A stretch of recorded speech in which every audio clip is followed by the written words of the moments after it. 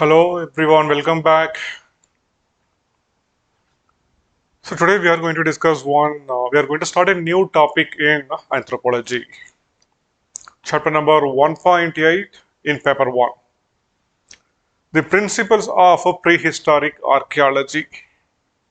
In this, we will also discuss about chronology, relative and absolute dating methods. Then briefly we will also discuss about cultural evolution, where we will discuss about Paleolithic, Mesolithic, Neolithic, Chalcolithic, Copper Bronze, and also Iron Age. I don't think you are something. I don't think this topic is something very new to you because you might have heard about archaeology and in history. I hope you'll be reading to some extent about the prehistory, Paleolithic culture, Mesolithic culture, Neolithic, Chalcolithic, etc. And you should also be familiar with the Harappan civilization. That is the very famous Indus Valley civilization. So this is what we are going to discuss in this. So first, before going into that prehistory, let us discuss few things, a few brief things about prehistoric archaeology. See, keep this in mind. We are going to discuss about prehistoric archaeology. Not about, see, archaeologists, right, they are not just confined only to prehistory. Their works are not restricted only to the prehistoric sites. Apart from going for exploration, identifying a site, excavating it, unearthing the things, conserving it, reconstructing it, preserving it, and keeping it in a museum. There will be number of features which they'll be managing it inside. Apart from this, archaeologists also deal with the maintenance of number of historical sites, number of historical monuments. And they just do not deal with just protection. They also deal with how to maintain it, how to restore it to the original condition. One very good example I would like to tell you, in New Delhi, the very famous Humayun's tomb. Humayun's tomb. It's a very famous tomb because that was for the first time in the Mughal architecture or the Islamic architecture. A dome alone was made out of marble. And that was a huge structure, in fact, lying in the heart of Delhi. And there are number of arches, welcome gates, arches which welcomes us inside. And this particular monument, right, was not maintained properly. In the name of keeping it neat and clean, uh, what the people did, they just started painting it using lime. As a result, there was a thick layer of lime coating over that. Not just here, it happens everywhere. A thick layer of lime coating, and our Archaeological Survey of India, they took a painstaking, a very tough task in restoring that structure to its original form. Now there is a thick layer of lime over that. Lime, right, that white color painting. So mechanically, we cannot just detach that lime from the structures. If you do that, that will damage the underlying original stones or original design. So they need to do some chemical treatment. Slowly with the treatment, with the chemical treatment, the lime will segregate chemically, or the lime will separate chemically from that original structure, and they managed to restore it. I still remember some 10 years back, I went back to Humayun's tomb. That time, few sides of the main tomb was even closed, and they were archaeologists were busy working. And after a very long time, some 4 or 5 years back, I went there back again. What a fantastic work they have did. Even now, if you go there, you can see the restored arches, the restored welcome gates. On the other hand, there are a few other structures still there inside which are yet to be reclaimed. And you can compare this with that. What a work they are doing. Same is the case once I've been to this very famous Virupaksha temple in Hampi.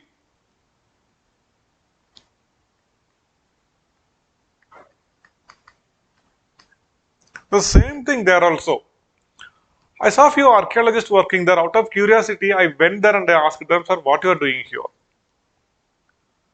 One person, right, looking at my interest, he came to me saying that, sir, this is a very famous architectural work by the Vijayanagar rulers, uh,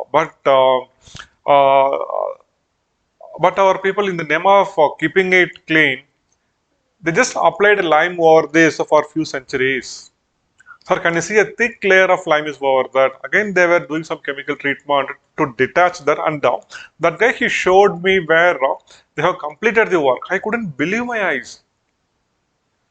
So then how that original structure might have been? So archaeologists, right, they also deal with the restoration of the temples. For example, most of the temples in Southeast Asia, the temples in Cambodia, Thailand, most of the temples were destroyed almost, and most of the temples were in ruins. And it was archaeological department from many countries, for example, from France, England, they all did lot of work in restoring most of the temples there. Most of the temples there. So, but one good thing in anthropology, we are not going to discuss about these activities. So, we are confining our work only, or we are restricting our activities only with prehistory. So that's why they have made it very clear in the notes. It is principles of prehistoric archaeology. Guys, do you want me to repeat again? What do you mean by prehistory? I told you, right? Our past can be divided into three: history, proto-history, and prehistory. History means that is the period for which we have a written record, a written evidence. Prehistory means this is that particular cultural phase for which we do not have any written evidence. But we are going to reconstruct that cultural phase largely by using the material remains. That phase we call it as a prehistory. Proto-history comes in between these two. The most important example being our Harappan civilization. Harappan civilization is a very good example for proto-history. Here, there some form of written evidence is there. In the script is available. There are more than 400 individual symbols, and all these symbols occur in a series. That means they have used these symbols to write something. But now we are not in a position to decipher, to read what exactly is written in that. So this particular cultural phase we call it as proto-history. So to some extent we discuss about proto-history also. But in our syllabus, we deal largely with prehistory, principles in prehistory. Our archaeologists, right, generally they rely on, I told you, in prehistory, no written evidence is available, but we are going to reconstruct that cultural phase, largely by using the material remains available. So what are these material remains? Our archaeologists, right, they rely on four important material remains to reconstruct the cultural history. These are: number one, artifact.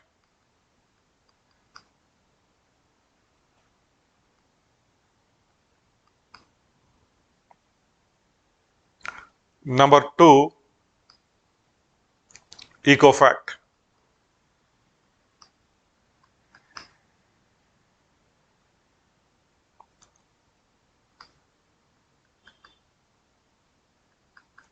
fossils.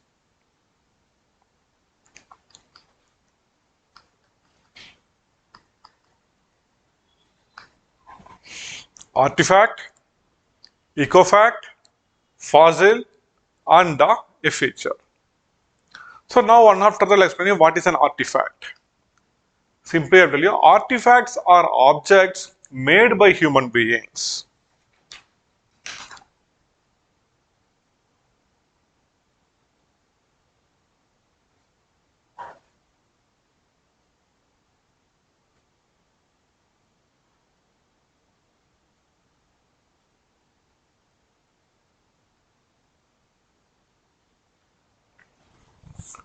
What you are seeing here, this is a stone tool. This is a stone tool. Very clearly you can see human work in this stone. The sides of this, the edges of the stone, right, are chipped away. The flakes were removed by using some other stone so that they could make it sharp. And this stone, right, we can use, our human beings, our early ancestors used it as a tool. As a tool, maybe to hunt animals, or to dig a pit, or to separate the skin from the meat, or to extract the meat, or to cut open a coconut so that they can eat the content inside. So deliberately they have made this, right? This is an artifact. You can see here there are a few pottery parts. Human beings did make this. These are not, these won't occur naturally, right? Human beings made this. This is an example for artifact. So artifact means these are objects made by human beings. And during our prehistoric period, most of the artifacts includes stone tools, bone tools, ceramics, etc. So these are objects made by human beings. These are called as artifacts. Next is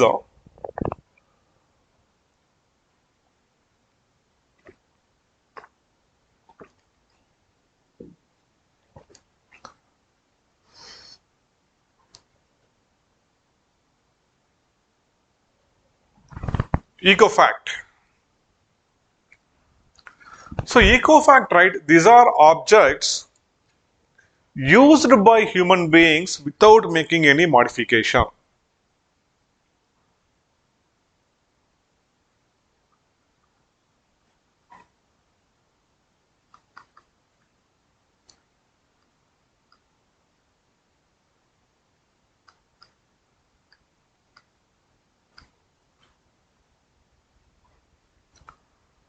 So these are objects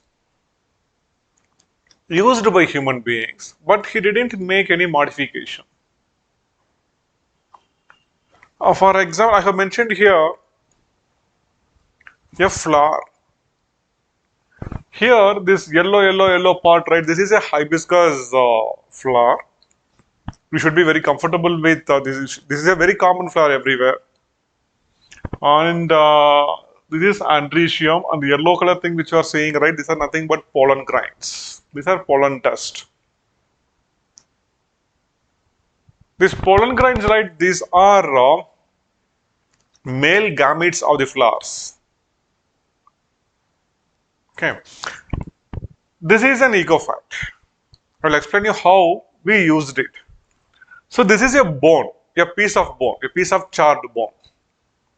If our prehistoric man, after hunting an animal, if he eat that meat, after eating that meat, if he discards that bone without making any modification, if he just throws it out, he had used that, but he didn't make any modification, he just throwed it.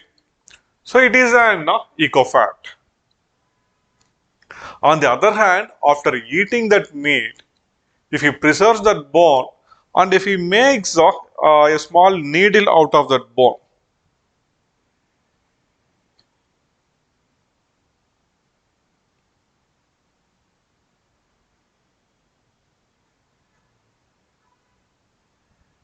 If he makes a needle out of that bone, he can make a small blade out of that bone. So in most of the prehistoric sites, right, we can see on the later stages after Neolithic period or even from upper Paleolithic period, bone starts appearing, and most of the bone tools, right, includes these blades and the needles. The presence of needles, right, it shows some type of stitching activity.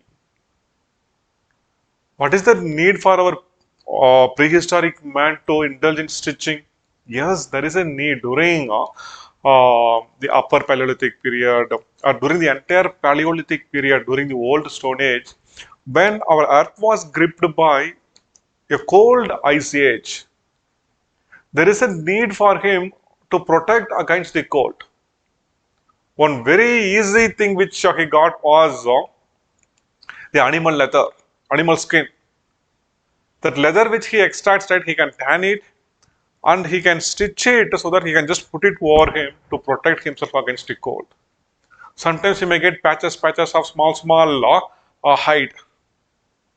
This hide, right, or this leather, he need to stitch so that he can put it over him to protect himself against the cold. So, after eating a meat, if our prehistoric man, if he had discarded the bone without making any modification, it is an ecofact. But if he makes any modification, if he takes that, if he modifies that, and if he uses that for any purpose, it becomes an artifact. It becomes an artifact. Then I am saying pollen grain as an uh, example for ecofact. How? See, there was one site in France, one prehistoric site. The name of that site is Limoustier.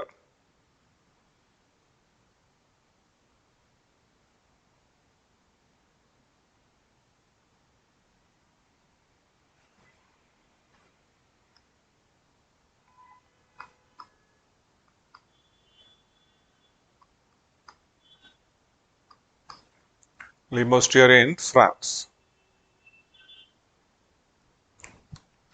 So, what exactly happened in Limoustier? This is a site occupied by Neanderthal man. Okay, this is a Middle Paleolithic site. Middle Paleolithic site. In this site, right, they managed to find one.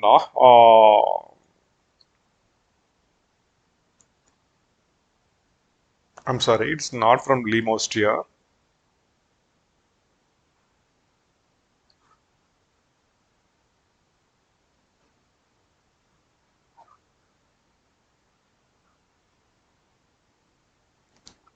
It is a place called a Shanidar in Iraq.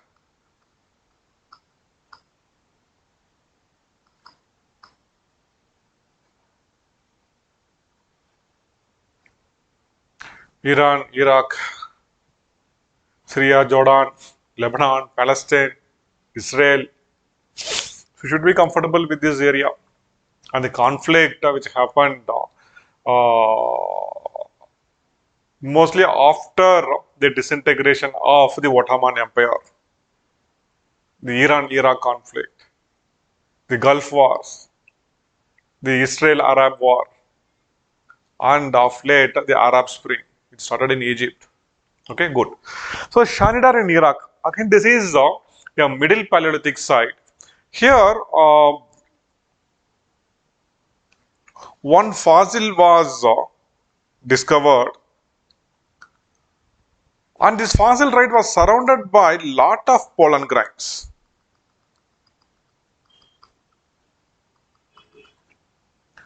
This was the earliest evidence of a burial of dead.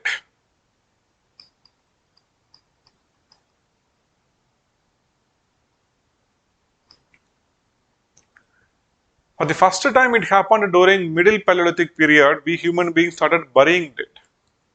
So what indicates, what we can infer from this? The presence of pollen grains. What is the source of pollen grains? The only source is flowers. Why should a flower come near to a dead man? That means they have digged a pit, they have kept him inside, they have thrown lot of flowers before burying him. So here we have used the flowers, we have used the pollen grains.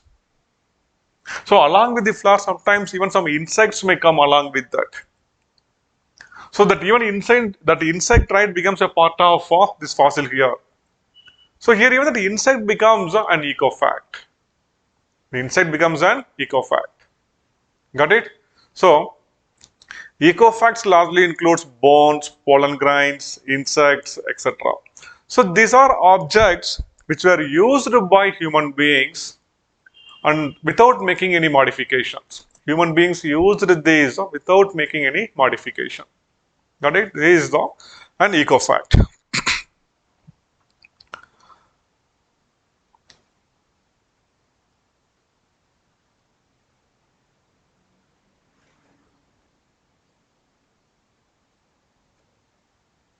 Yeah. Next is a fossil.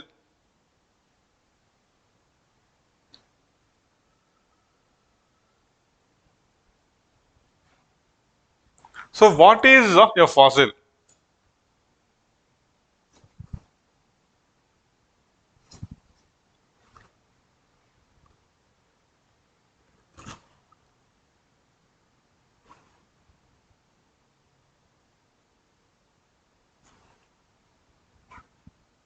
So what is a fossil? So fossil is a dead remain which got preserved and which even became almost like a rock. Almost like a rock. So for this preparation, right, most of you guys will be going to some way or other. There will be a need that will be going to New Delhi, correct? Our national museum is there in Janpath.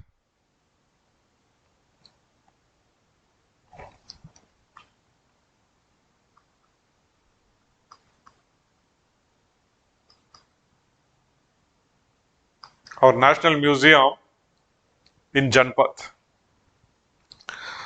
Once that is a very important protected place in New Delhi,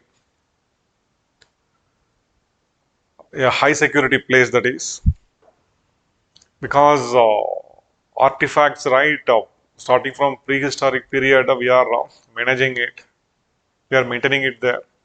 And once when we enter that, immediately to the left, the first huge exhibition, right, that's meant for Harappan civilization. Inside that, right, you can find a fossil, which is some 4,000 years old, a skeleton. So, what actually is a fossil?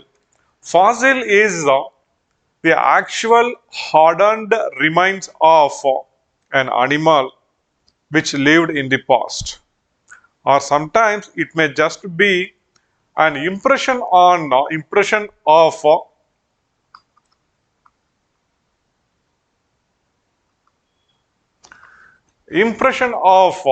an organism in a rock that got preserved. Even that, right, we call it as a fossil, called as a fossil. Okay, but how fossils are formed?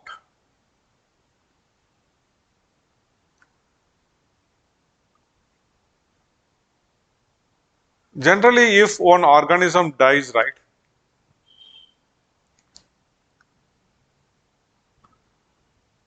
its immune system will stop working. Our body will, the dead body will synthesize some pheromones, some chemical communication, which will be utilized by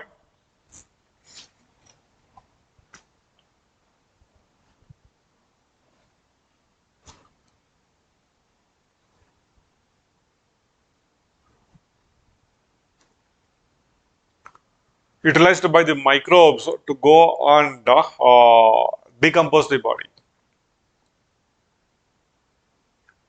All the tissues, right, will be decomposed in a matter of 5 6 months, and bones may survive for maybe another 4 or 5 years maximum. That's it.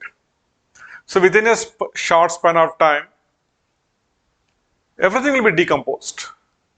But sometimes it happens the chemical environment of a given area, chemical environment, right, may be conducive for the preservation.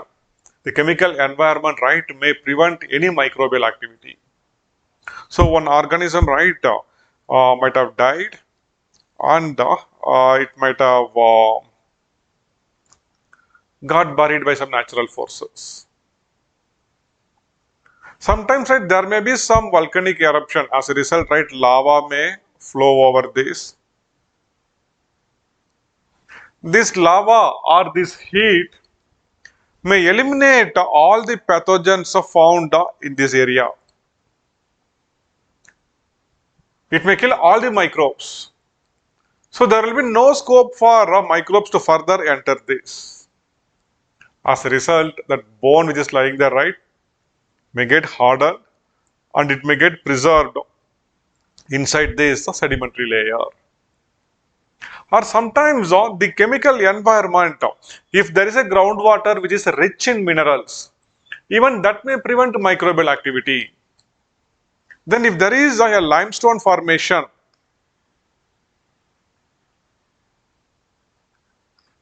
limestone, even limestone, right, this is capable of preventing any microbial activity. Even in fact, most of the fossils from Europe, right, were found from limestone formations.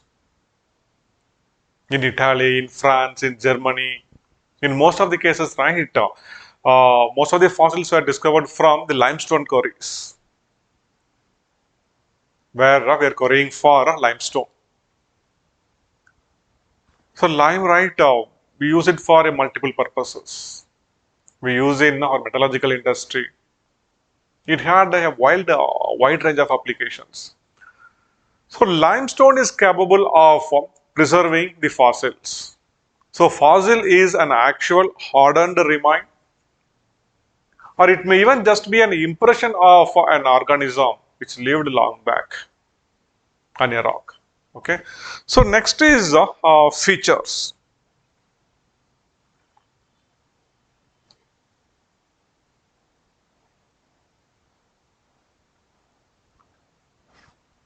So what is a feature? So this is Harappa. One example for feature. We may ask, these are also objects made by human beings, right? Why these are not artifacts?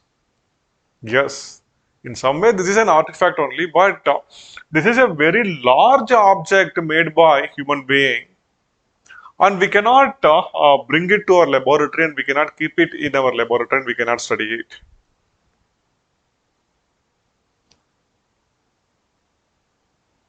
We cannot study it. We need to go there and we need to preserve this inside too. That means we need to preserve it there only. So we need to prevent, or the best way to protect this is not to keep the animals away. We need to keep the human beings away. Okay, we need to keep the human beings away. In fact, there are a number of interesting stories about the discovery of Harappan civilization. When Sir John Marshall was touring that area, somewhere near Harappa, he just got down from the train, and to his surprise, right, he found a few ladies carrying stone or bricks in their head, and they were moving. He went there and he asked them, where from you got all these bricks? All the way, right, I couldn't see any brick kiln anywhere. Nowhere I could see people making bricks, and even now the soil in this region is not, the clay content is very less, it is not conducive for you to make this brick. How you are making it? From where from you are bringing it? Those ladies replied, sir, we are not making it. There is one place here, if you go and dig that, these bricks are coming from the earth. Oh my God. People who lived here 5,000 years back, they were capable of building a huge civilization, and without knowing what exactly that is, Our people were excavating those things and they were using it to build their home. And we call ourselves as civilized.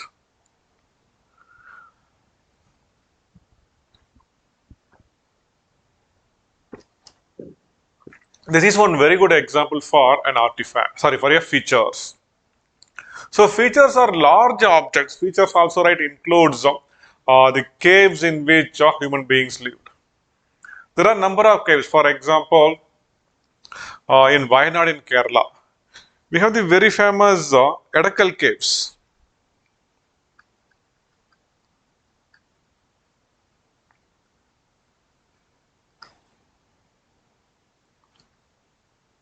Bhimbetka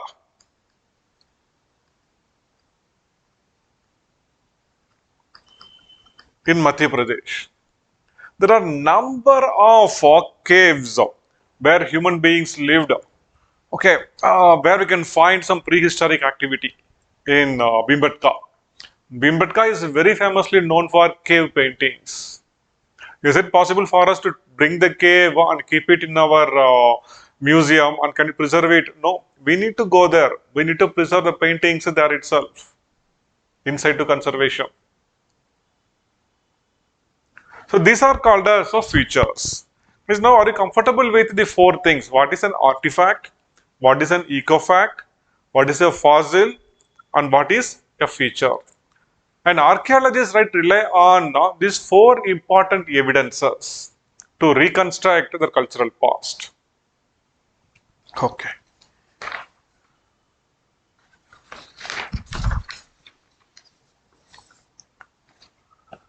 The next big task is the first important task for an archaeologist is to go and find a site.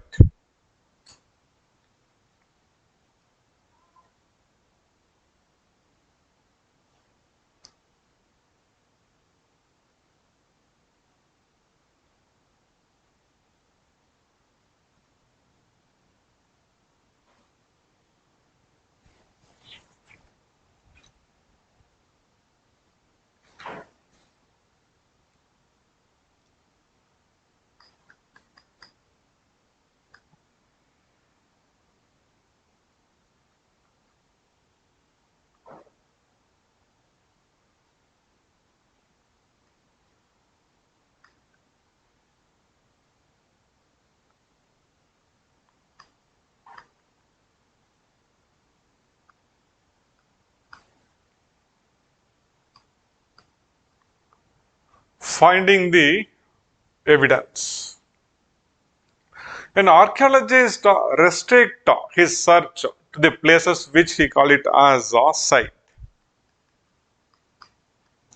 If you ask a civil engineer, where is your site? He will show his construction area as his site. Okay, so like that for our archaeologists, right, site means it is an exploration site. Sites, right, these are suspected locations of human activity. We are not yet confirmed it is an archaeological site. These are suspected areas. An archaeologist suspect that this may be an area utilized by or where our prehistoric man might have lived. So generally, right, an archaeologist will go in search for such places in the river terraces. Because for our prehistoric man, he had no technology to store water. It's only during Neolithic period. It's only in fact during Mesolithic period. See, Paleolithic,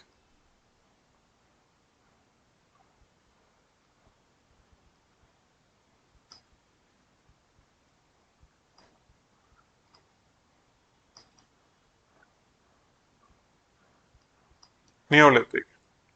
It was only during the Mesolithic period, right? The environment gave some stress to human beings because of the change in climate. The very cold environment was replaced by a warm environment. So now most of the glaciers and the ice sheets on the earth's surface got melted. So now human beings, right, because of the warm environment, they need to move here and there in search of animals to hunt. So it necessitated people to make a pot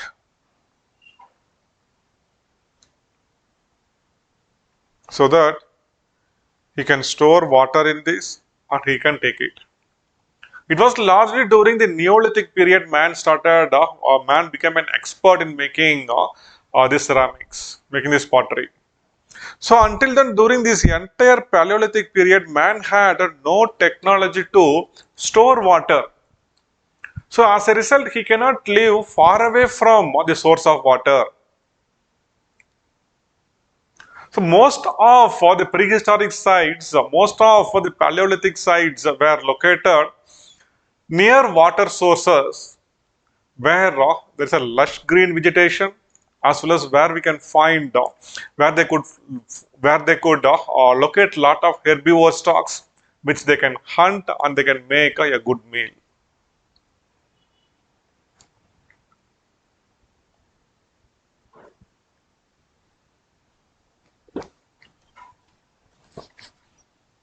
So how sites are formed?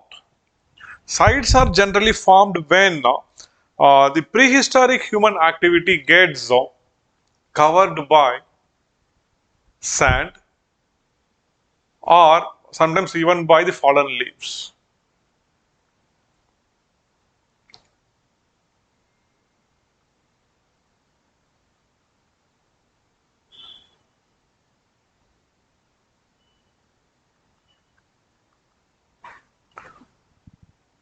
This is a river, an elevated place on the river terrace. People can establish a settlement here and they can live here. But because of the exogenic factors like rainfall, running water, the substanding portions will always get eroded.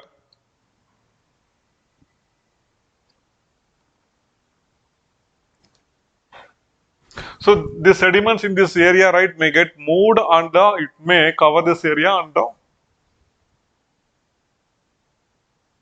so now this becomes a site. This becomes a site. Sometimes at the same site may be used again and again.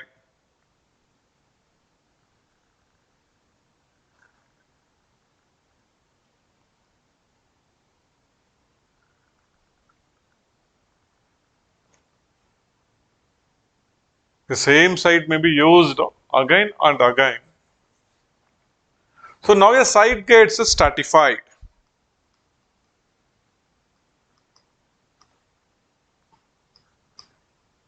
Stratification.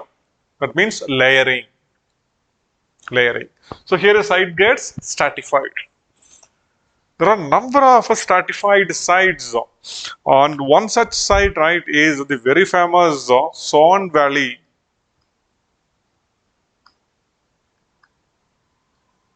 But now after partition, now it is there with Pakistan. The Son Valley in the Potwar Plateau of Pakistan.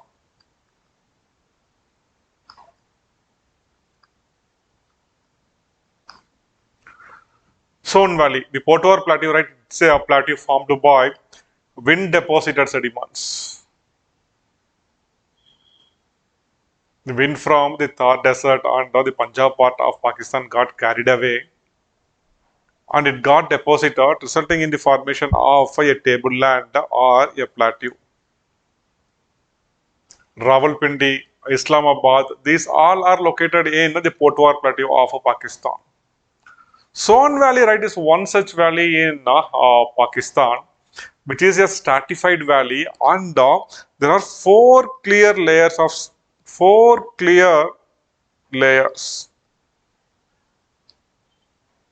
One we call it as a pre-zone.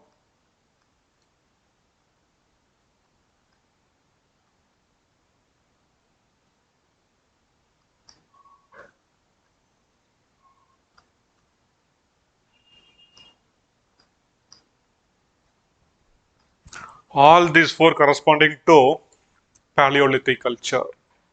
From lower Paleolithic till upper Paleolithic, right? Son Valley. Son Valley. Okay. Okay. So the same site, right? If it is occupied again and again by human beings, we get a stratified site. We get a stratified site.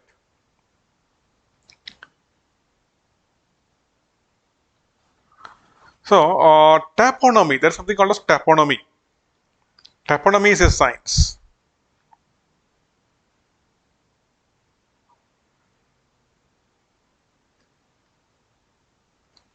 Taphonomy is the science of study of site disturbances.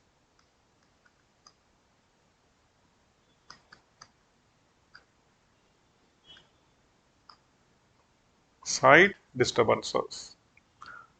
So, in a area, right, there may be a very good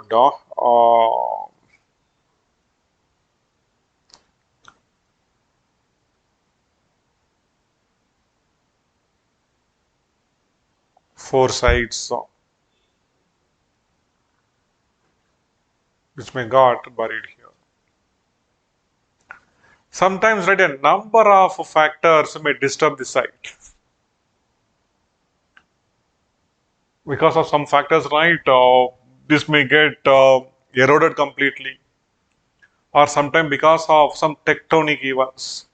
For example, if earthquake affects this place, it may happen, there may be some crustal fracture, and this crustal fracture may further develop into a fault. So by this time in geography, you should be thorough with the faulting and folding of continental crust. Fault means, I'll just explain you what do you mean by faulting. This is an earth crust. So because of endogenetic forces, there are two types. One may be a compressional force and one may be a divergent force. And because of divergent force, if the crust cracks, this we call it as a crustal fracture. Crustal fracture.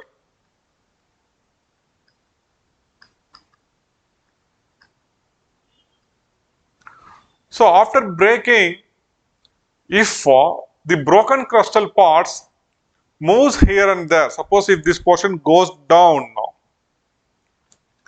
due to gravity,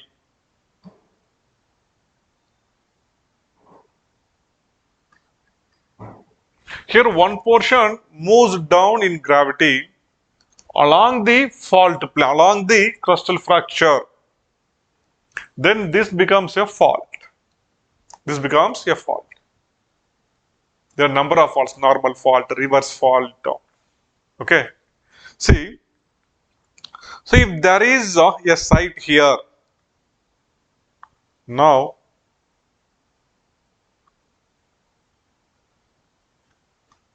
the site gets disturbed here, right? This side and this side are a similar site, but now this get mixed with this. This is one example to show how a site may get disturbed.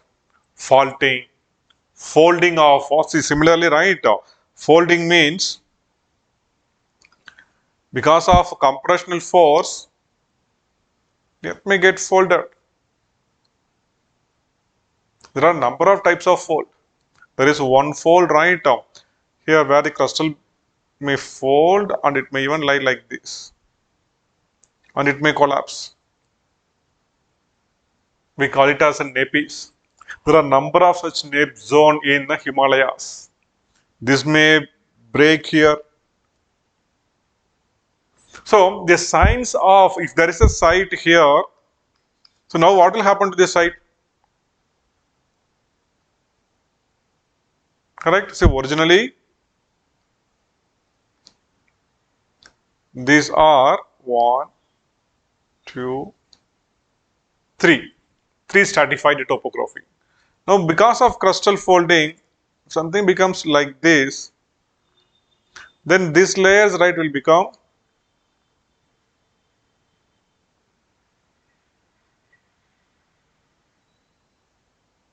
see here, compare this and compare this.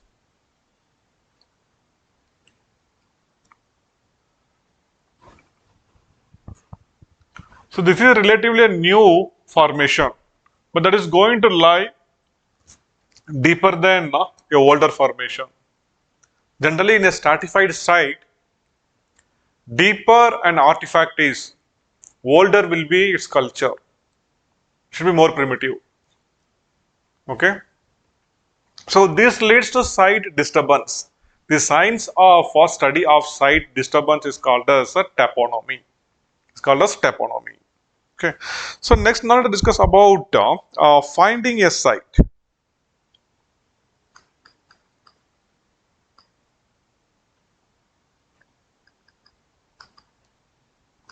Earlier, right, our archaeologists use only one way, that is a pedestrian survey.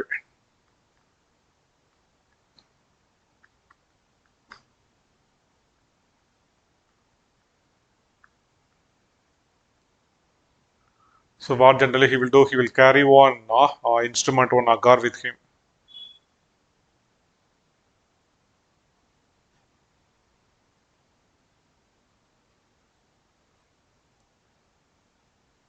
So this right, you can just put it inside the tuck, tuck, tuck, tuck, tuck, tuck like that.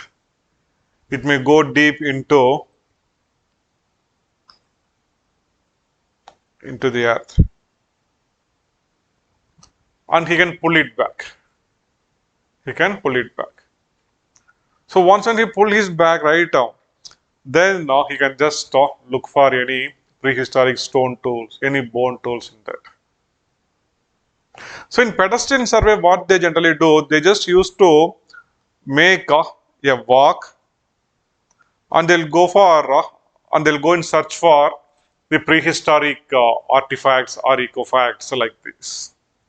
So to minimize the work, what they do, they may follow sampling and systematic sampling techniques. Sampling and systematic sampling techniques.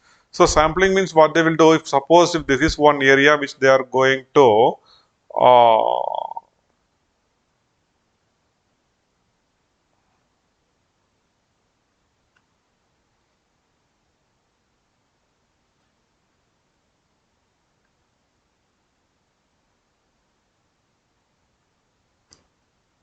this is one area where they are going to conduct the survey. So what they may do, they may further subdivide this. They may further do it.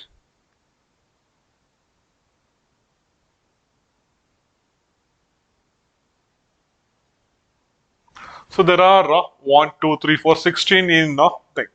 They may name this as 1, 2, 3, 4. They may name individually this as A, B.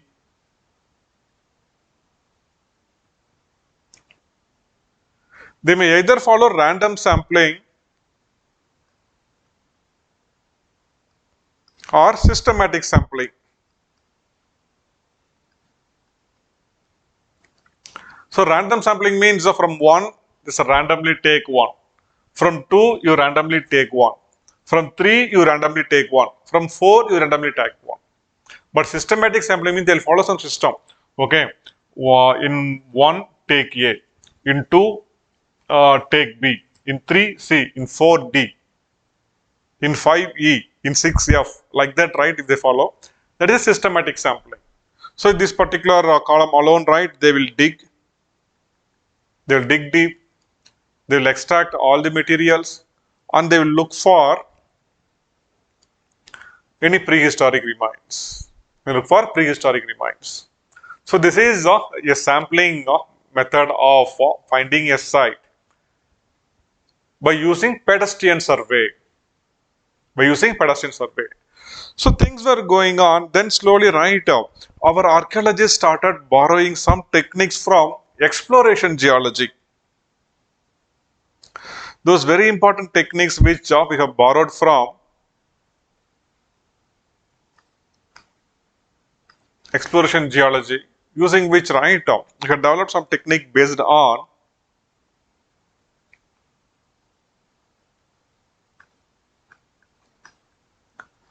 geomagnetics.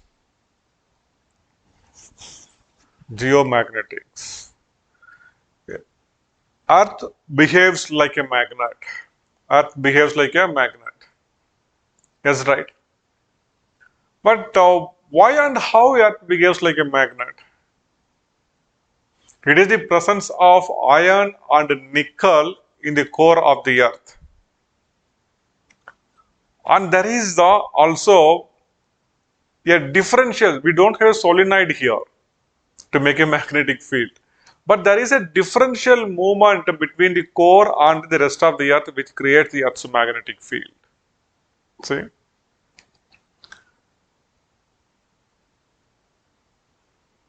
Earth. Draw better a bigger circle.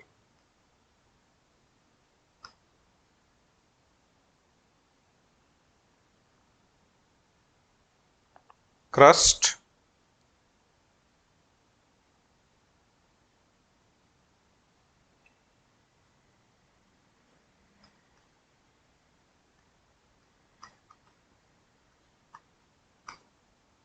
And the one inside is core. Earth's core is made of iron and nickel. Nickel and iron. The purest form of iron. This purest form of iron, right? This gives the magnetic property to the Earth.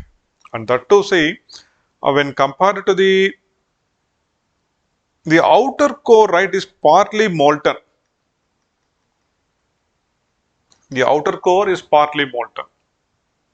So when the Earth spins, right, this core alone, this inner core, manages to rotate slightly at a different phase because of the liquid column here, because of the semi-molten stage. It is this differential motion, right, gives a magnetic property to the Earth.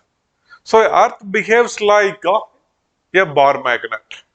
The presence of iron and nickel in the pure form. So there will be a magnetic field which comes from the Earth.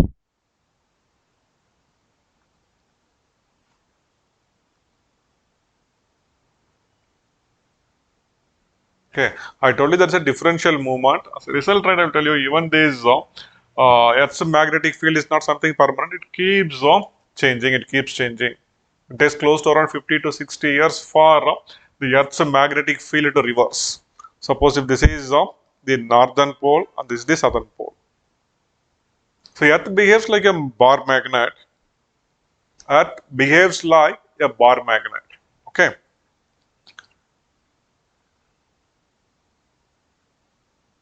So now Earth, this is the north pole. This is the south pole. That is geographic. And we have our 0 degree equator here. But our magnetic field, right, is slightly inclined. Our now also our bar magnet is slightly placed like this. So the north magnetic pole, right, we call it as North NMP, North magnetic pole in the northern hemisphere, and the south magnetic pole. This north magnetic pole, right, lies in an island in Canada, and south magnetic pole in Antarctica. And the magnetic equator, it goes like this. This is magnetic equator.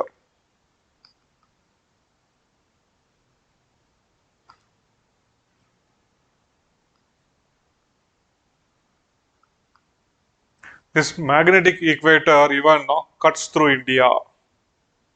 It cuts through a place called as it cuts through Kerala and the TN.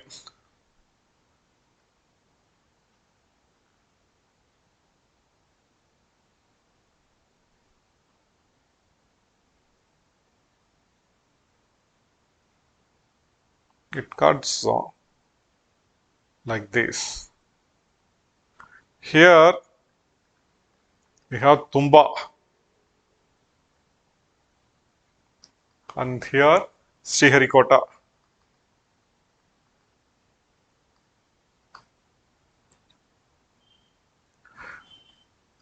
our most of our earlier experimentation, space experimentation, right, with our rockets, we conducted from Tumba only. There is one research station here, ISRO's infrastructure. We call it as TERLS,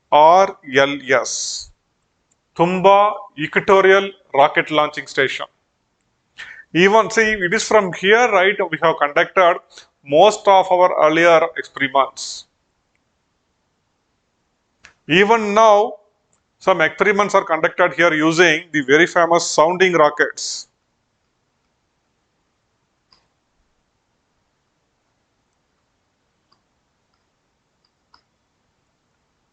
Using which we are studying the upper atmospheric conditions. Upper atmospheric conditions. And now we have established a sophisticated space station in Sriharikota. There's an island, right? Okay, fine. So both are located in the magnetic equator. Magnetic equator. So Earth behaves like a bar magnet, and this bar magnet, right, leaves a magnetic field throughout the Earth.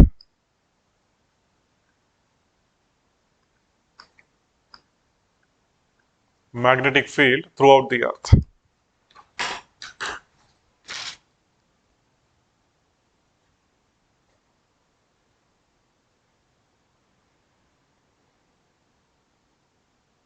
I told you about. See, this is one archaeological site. This site is located in it's a very famous excavation happening going on in the Vaigai River basin in TN, some 12 kilometers away from the city of Madurai. Kidadi, Kidadi excavations.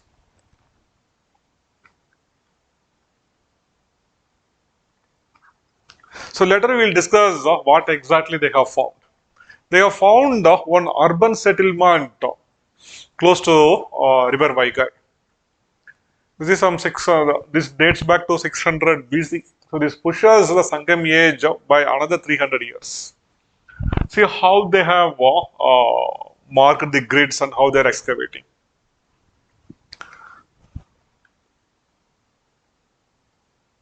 So Earth behaves like a magnet, and see the magnetic field.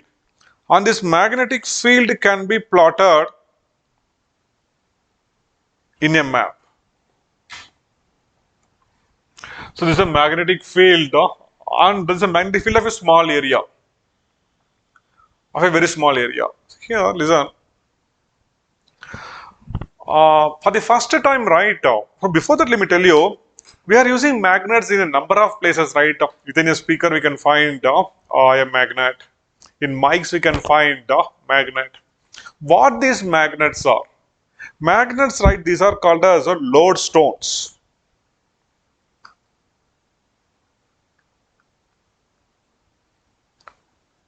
During our childhood days, right? We used to say that you throw a stone or throw a iron piece before a moving train, and once the train passes away, right, that iron will become a magnet.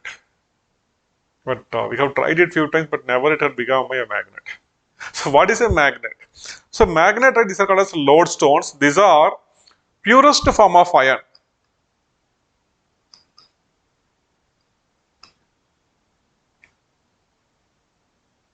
So there are few places in Siberia near the Ural mountains. Even the name of these places, right?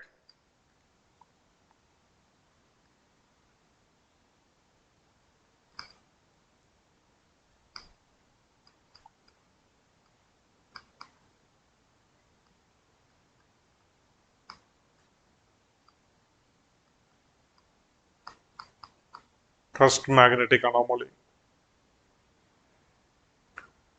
These are areas known for iron ore mining And everywhere when you mine for iron ore, right, there will be a proportion of magnet. There will be a proportion of a pure form of iron in that. Be it you are mining, but most of the cases, right, there are four important ores of iron.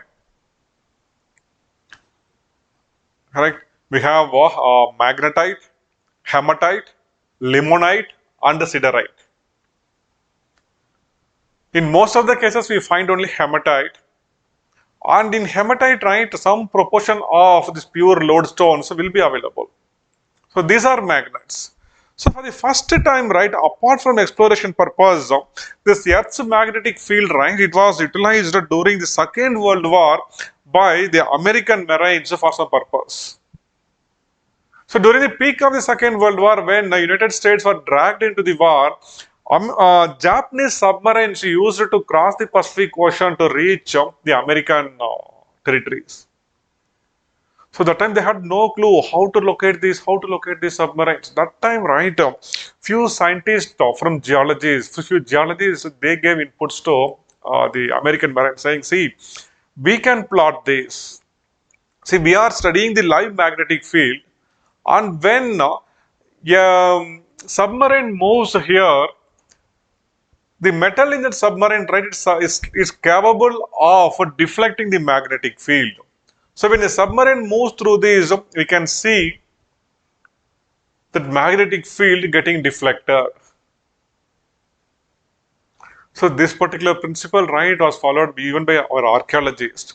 See the buried sites, which contains the burnt bricks, the hearth inside, the brick kilns inside. These are capable of deflecting the Earth's magnetic field to a minimum possible extent. A layman cannot study this, but geologists, right, who are working in this, who are very much deep into the subject, right, they can identify this anomaly. They see there is some more disturbance here. This may be because of some prehistoric activity. They can give some clue, but it doesn't mean that they can identify every single site. So maybe 1 out of 100 may turn out to be a good site. So this is one technique which we have borrowed from exploration geology. Then we have also started using the soil interface radar or ground penetrating radar.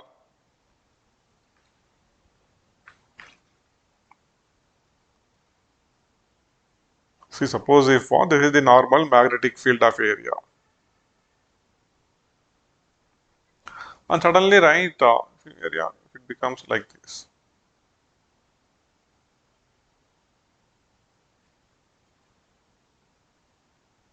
So there is a disturbance in the magnetic field, right? Archaeologists, they can study this and they may identify that this may be a potential site. They may go and dig that.